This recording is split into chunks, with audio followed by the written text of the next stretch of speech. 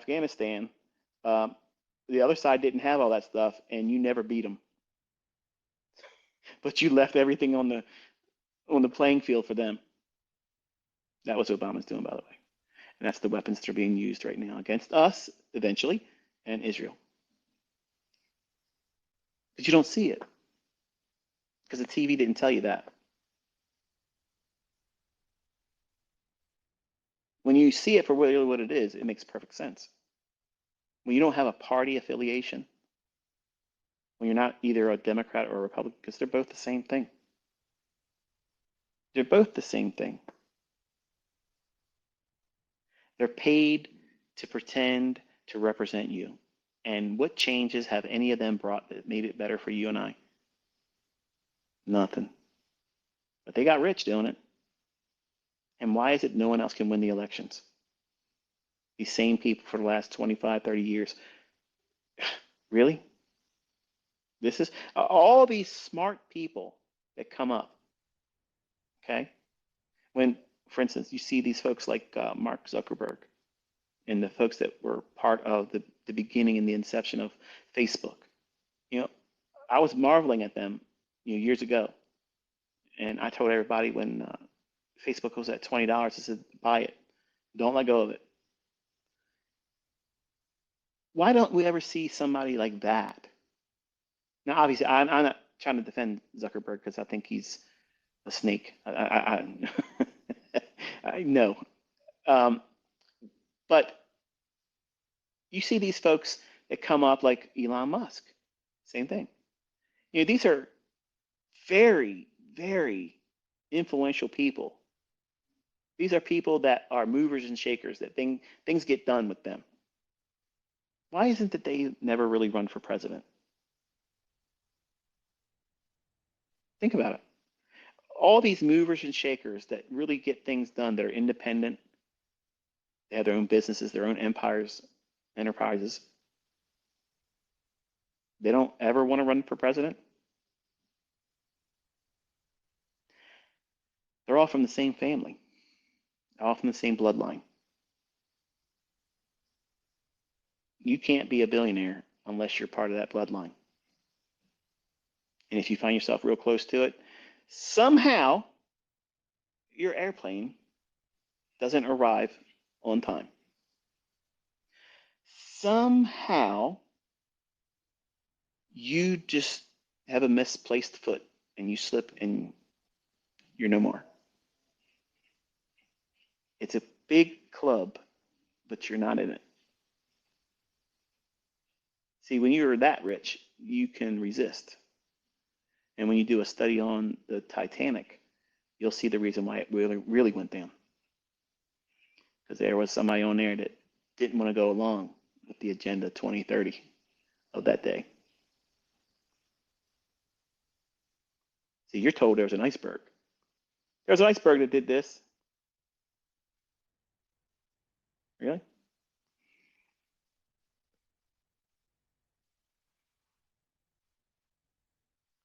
A whole lot more I could talk about. I don't want to bore you. But you got to take a step back and look at everything around you right now. Things are not improving. They're not going to be voted out. And they are telling you what they're going to do. These unelected globalists, I don't call them elitists because they're not elites. They're globalists, yes. They are absolutely Luciferian. They believe in a God, and they believe Lucifer's he. And he allows them, he affords them authority, power, position. Because once they're in those positions, then these fallen angels and evil spirits take them over. That's what it means when we wrestle not with flesh and blood, but things that are outside our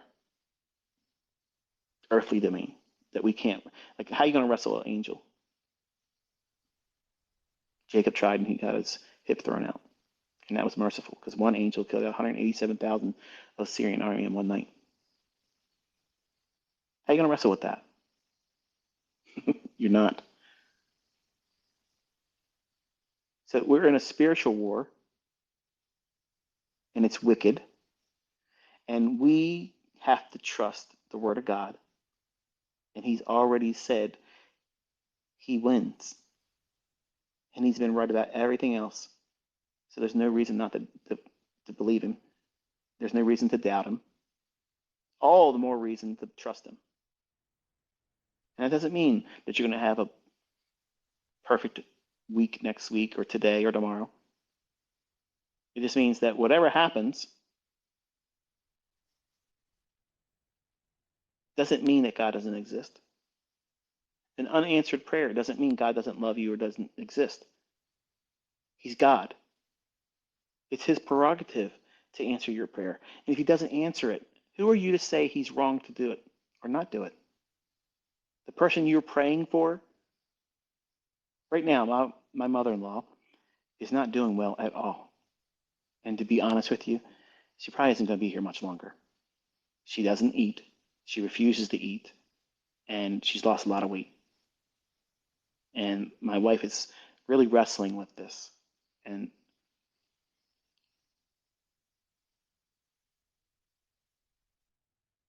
the pain that she's feeling is too much for her. And she's told my wife, that's it, I'm done. Basically meaning that she's going through the process of letting go. I mean, if you stop eating, like that's pretty much it. Your body can only do that so much before it just turns off. And she hasn't eaten for a while.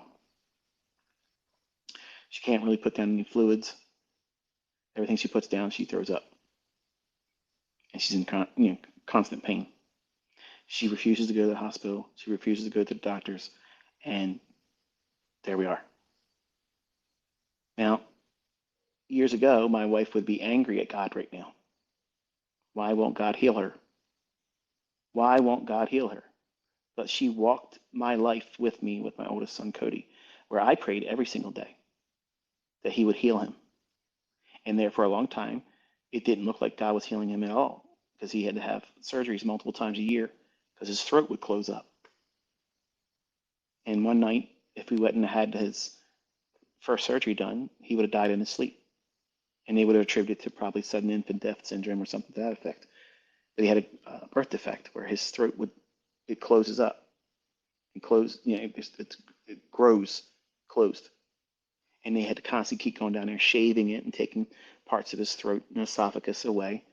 And the carina, right at the opening of his lungs, eventually because of all the cuttings, it caused the growth to form there too. And that was the one that was troubling me. And I prayed all the time. And I went around asking other churches and people that believed in God to pray with me and pray for my son. And if I was honest, I was thinking to myself, maybe it's the fact that my son was born of an adulterous relationship. I kind of felt like David at that time where, the baby was sick and he prayed and prayed and prayed. And I was just like that. That was my moment of living that thing in the Bible. Now, that's why I think God allowed all these things in the Bible. Why is there all these storylines? Why couldn't God just do one thing, say it, and this is the way it's going to be? Because in this life, we're going to have times where we're going to have moments like David, like I had, where I prayed for my child to be healed. And at one point, I came to the conclusion, I was like, you know what, Lord, if it's because he's of an adulterous relationship, whatever you do, it's your God. And I stopped praying to have it only my way. And I said, if you want to take him home, he's yours anyway. That year was his last surgery. What changed? I was holding on to something I thought was mine that's his.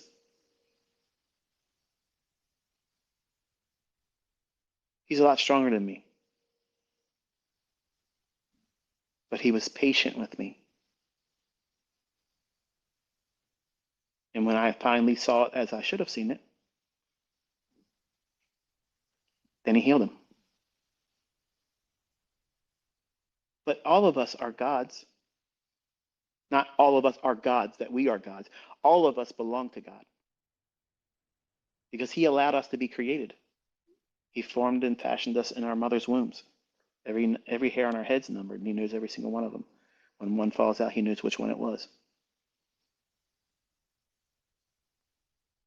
My wife saw how God dealt with me and my son. And she understands that my mother-in-law believes in God. And my wife is at peace with the idea that should she go, then it's God calling her home. And she has no right to be upset about that. She's upset that my mother-in-law is giving up, basically. But if a person says they no longer want to fight, there's nothing you can do. It's their life. And if they want to allow it to end, who are we to say so? We can't make her eat. So I'm thankful to God that my wife has a different perspective about things, because I can very easily see how this could have caused a lot of contention in our marriage, because if her mother does pass away, she's going to be upset. But if she didn't have the understanding about God now that she has, we probably would be in a lot of trouble, maritally speaking, because she would lash out like I watched her when she was younger with her aunt. And when we lost our child in miscarriage, like she was angry at God.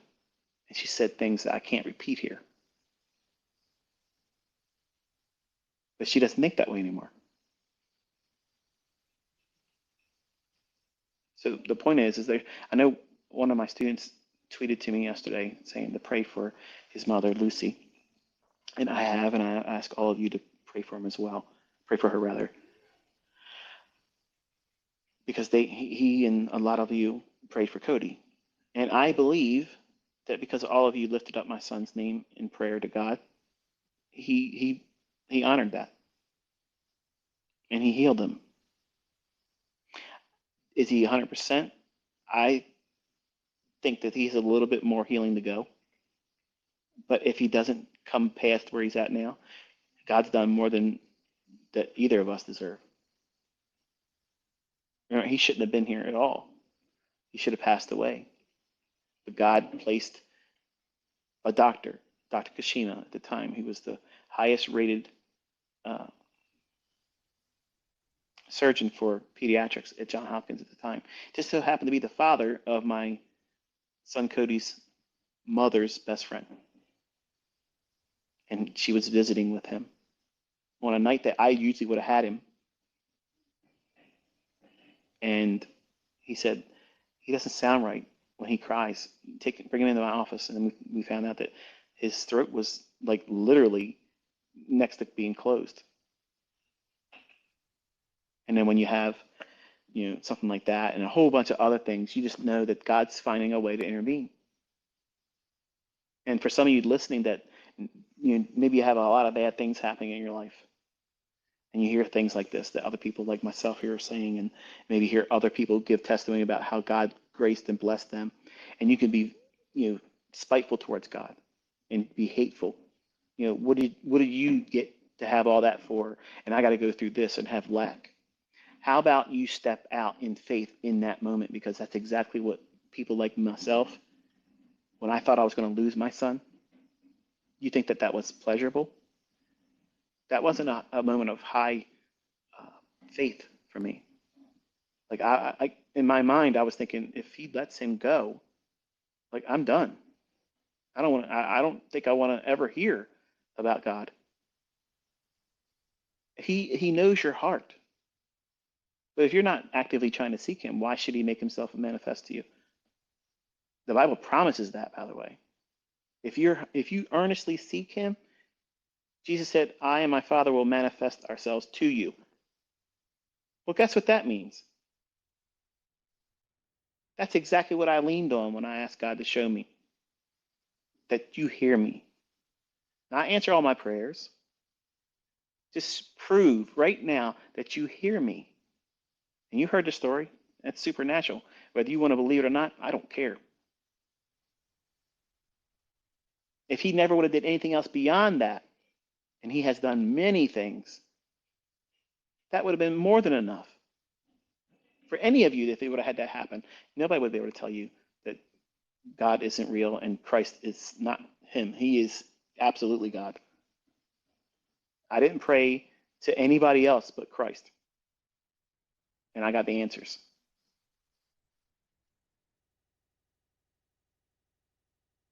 So I got a lot of things shared, in recent months with y'all that were very personal, and I wanted to bring them, towards the end of my time with all of you.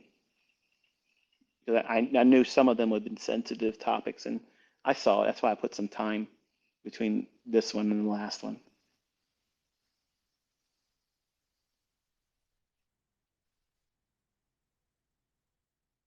If I have ever offended any of you that are listening, I ask for forgiveness. If I have ever made you feel in any way, shape, or form not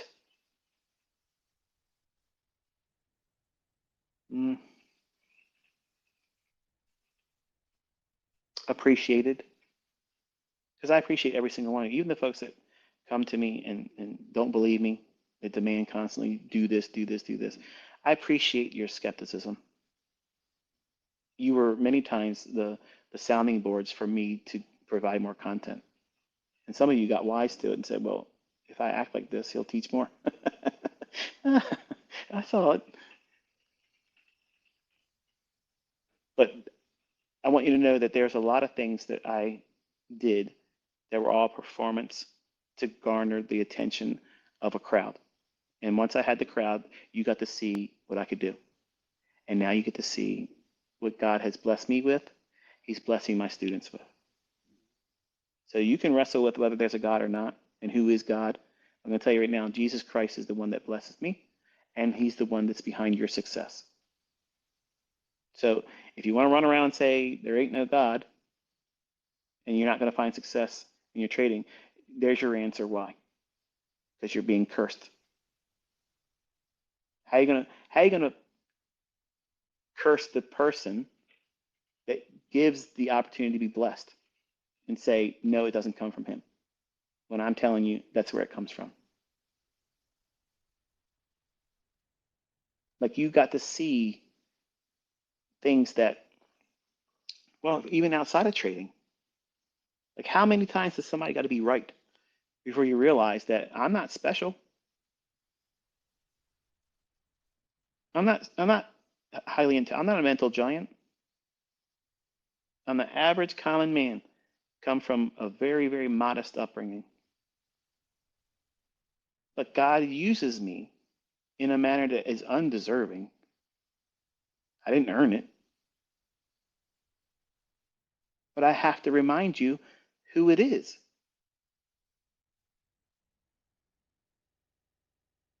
And I don't want any of you to lose sight of that. Because I'm sure in the future people are going to be writing books and stuff and things about what it is that I shared and did or will be doing. And I don't want anybody to lose sight of how I'm able to do it. Because that's important.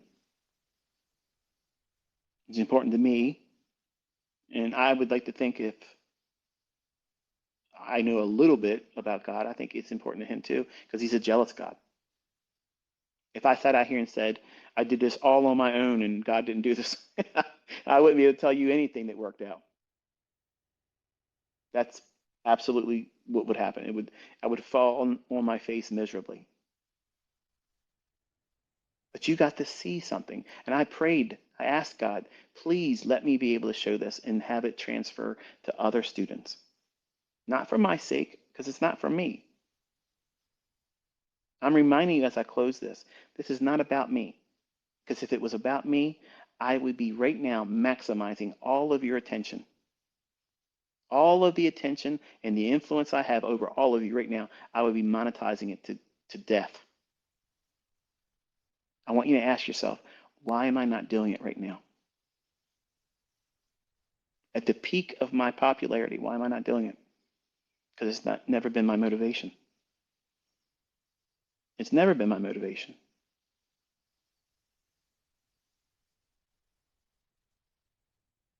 I don't want to be making videos for YouTube.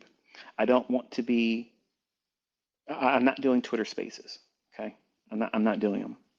I'm not going to do them next year. I'm not going to do them anytime after this one. This is the last one. And I'm trying to make sure I'm scratching every itch before I close this one, because I know once I do it, I'm done. I have contemplated talking to you on SoundCloud. I don't want to do anything trade related, to be honest with you. Like I miss being able to talk to you, but I really love these conversations I'm having right now. And I don't care if the popularity is so small. I don't care if the viewership is so small and nobody really wants to, listen. If I have just one person listening, I would still talk like this because I'm honoring God. I'm bragging on the Lord, His word, and how awesome He is, and how undeserving I am for Him to even know me.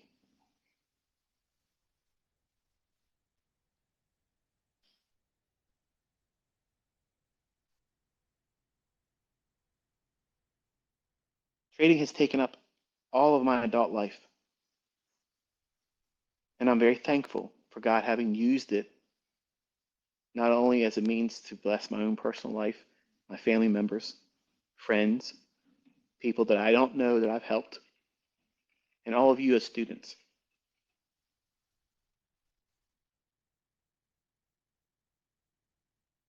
But I don't want the latter part of my life to be that. And I don't know how much time I have, and I feel things in my body that I never felt before. And mortality is something that I think about now. I don't fear it, but I look at where I'm at in age and I think to myself, I probably don't have 51 more years on the other side of where I'm at right now. So the likelihood of me having a whole lot more than what I have behind me in years, you know, it's it changes your perspective. And I want to do things that bring memories to my family that are wholesome. I want to be able to do things away from these markets that are vampires. And I've said this before. If you let them take it from you, time, energy, your attention, it'll do it. And I was a miserable man making lots of money. I want you to know that. When am I happiest? When I'm teaching you and I'm reminding you not to make the mistakes I made.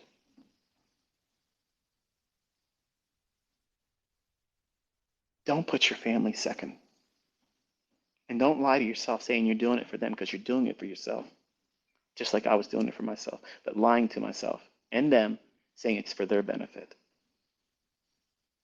I needed it. I was hurt.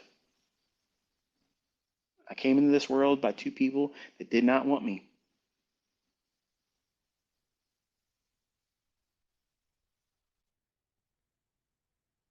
That leaves a big chip on your shoulder.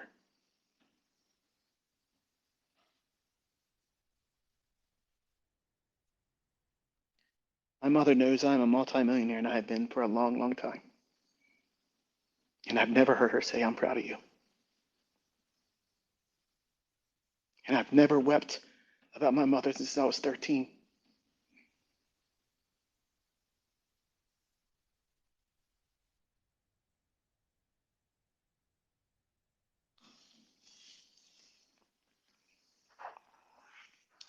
When I share with all of you and you show your appreciation, you have no idea how it feels.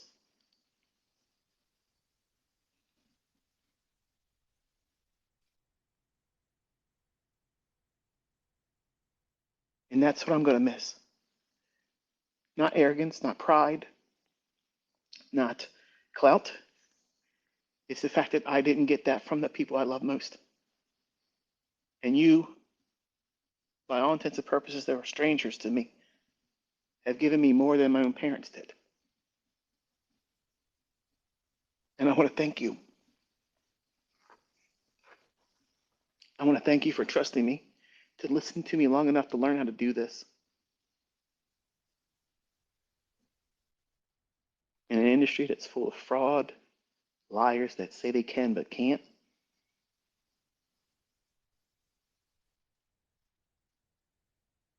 you could have just scrolled on by. You could have listened to the lies and said, no, I'm not going to bother. But you didn't.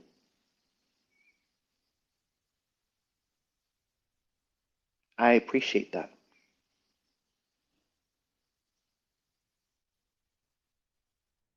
For the folks that send me comments, there's a lot of them. I haven't tried to read all of them because they're very moving.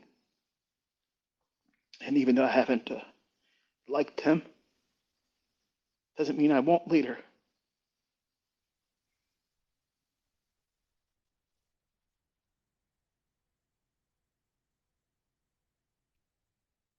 For some of you, you like to look at me as a father figure. I've tried to be your brother, your friend, your teacher.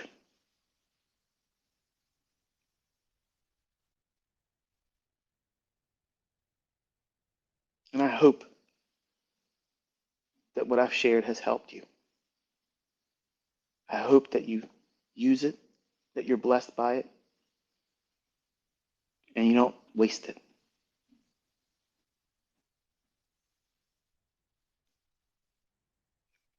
Don't make it about image,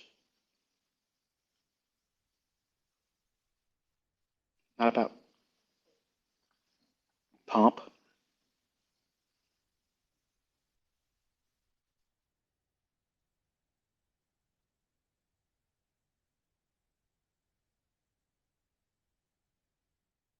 Even though I'm not going to be here, I'm going to be praying for you every day. I pray for you guys when I go to sleep. I pray for you when I wake up. And I'm proud of all of you.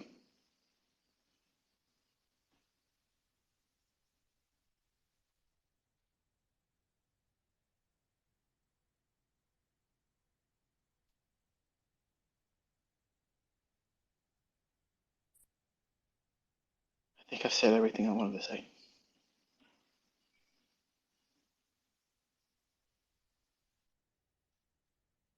It's been my honor and my privilege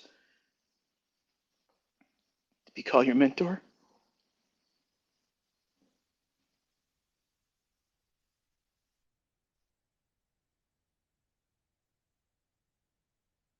So I'll talk to you next time.